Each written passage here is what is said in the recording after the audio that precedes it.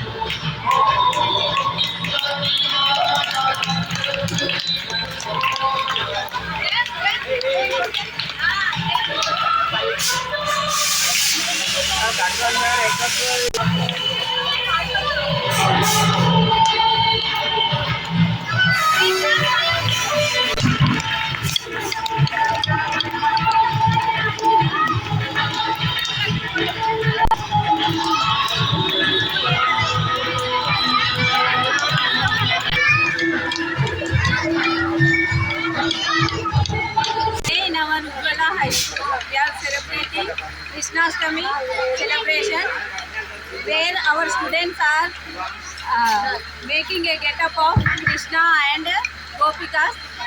So today on this occasion, it is a very happiest moment to celebrate this. Thank you. మా స్కూల్లో శ్రీకృష్ణ జన్మాష్టమి వేడుకలు ఘనంగా జరుపుకున్నారు.